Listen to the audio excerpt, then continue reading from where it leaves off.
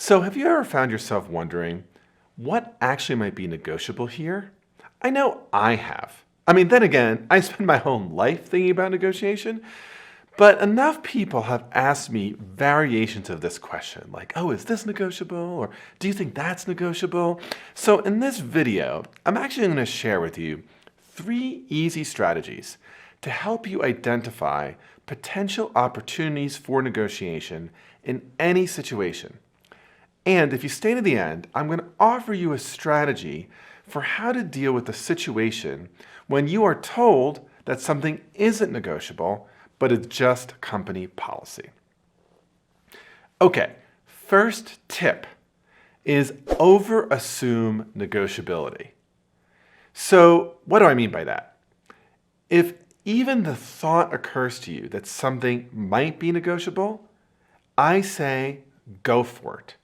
The worst possible thing is that it doesn't work. One of the things that I have found in my experience is that so much more is negotiable than most of us actually think. Now, there are some common things that are almost always negotiable. So for example, a first job offer.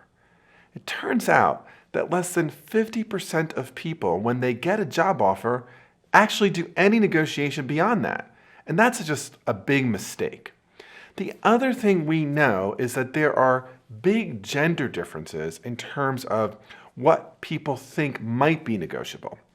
Meaning that for whatever set of reasons, and I think many of these really relate to unfortunate biases in our society in the terms of the way that women and men are raised and treated, but men tend to think that a lot more things are negotiable than women. Now, what that means is that men get told no a lot more than women, but it also means men end up negotiating more things than women. So I would just say, assume that something is negotiable. You know, I have given my students all sorts of different negotiation challenges through the years. And one of the ones that I have loved the most is what I call the $1 challenge. So I basically put students into little groups of 4, and I give each of them $1, and I say over the next week, you have to use this dollar to have some negotiation with some local vendor and try to do as well as you can to negotiate something of value for the dollar. I have had amazing things happen. Like, for example, I have in the middle of class of 120 students, have someone from a pizza shop come in with pizzas for the whole class in exchange for the $1. The point here is that if we think creatively, right, we can somehow dig into interests of another side and find something that's negotiable to create some value, right? For that pizza shop, they suddenly got their name known to all of these students who often worked very late at night and were hungry for pizza. So one pizza party for 120 students in exchange for $1 was like a big, amazing advertisement for that pizza shop. So my second tip is, if you're unsure if it's negotiable, do some research and ask others.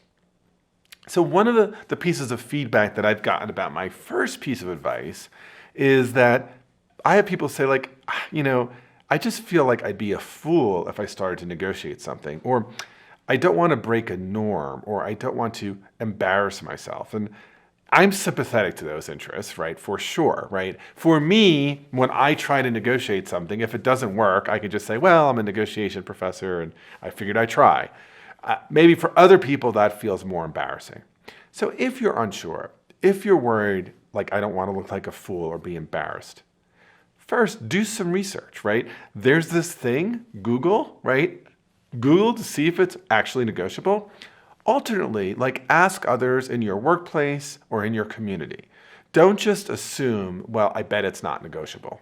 Third, if you are unsure, it's important not to let fear stop you. Don't be afraid to raise an issue with the other side just because you're afraid they might say no.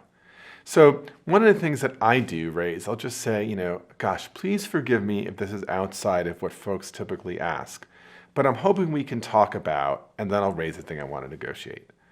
right? The worst thing they could do, frankly, is say no or get offended. And even if they get offended, right, you could apologize. Now, I have to say, I have one example of a story where someone got offended and it was a little bit awkward. So this was, probably about 7 or 8 years ago. I was in Jerusalem and I walked into a shop and I saw a very, very nice ceramic bowl. It was clearly handcrafted. It was not just kind of a kind of tourist tchotchke. And so I picked it up and I went to the owner and I said, hello, I love this. It's really beautiful. I don't know if it's appropriate to ask, but I wonder if we can negotiate the price because I'd really love to have it, but this is a bit more than I'm willing to pay for it. The shop owner got irate and said, "How dare you? This is handcrafted. I can't even believe you're asking this question. Take it for free." I was like, no, I want to pay for you what's appropriate. If you think it's worth a conversation that this isn't the right price, take it for free. It'll be my gift. It was kind of awkward. I was actually with some other people who teach negotiation, and I thought, like, what do I do here? I guess I'll confess publicly. I took the bowl. And it looks very, very nice on my bookshelf. But honestly, that's about as bad as it can get, right? That someone gets offended or mad at you. And then you could apologize, and after that, you move on. Okay, let me give you a tip for those situations where you've tried to negotiate and you've basically been told something like, sorry, this is company policy, or no one ever gets a bonus, or nobody ever gets to get a new desk or a new computer or whatever it is. You're basically told some version of this isn't negotiable. To the degree I'm given the answer that it's kind of a company policy in some way, I actually don't try to change our company policy. What I do say is something like this. Thank you for letting me know that this is outside the bounds of negotiation. I'm wondering this. Would you agree that if ever there's an exception made in the next year, that exception will also apply to me retroactively? Now, I have done this in a number of situations. At first, people are a little bit like, that's strange. But once they say that, I'll say, listen, like, this is a little bit of a protection for you, because if somebody else asks you to make the exception, you have to say, if I make the exception for you, it's actually going to cost me double, because I have to go back to this annoying guy, Bob, and give it to him as well. But I have often found people will say yes to this, and there actually has been one case in my life where I have gotten a call back about 8 months later saying we decided to make an exception. This was actually around a piece of furniture in my office. And so we're also prepared to give you the furniture as well. So to summarize, I am clearly someone who loves to negotiate, but I think you should love to negotiate as well, because many, many things that people assume are not negotiable are. So my tips are: 1, overassume negotiability. If it occurs to you it might be negotiable, try.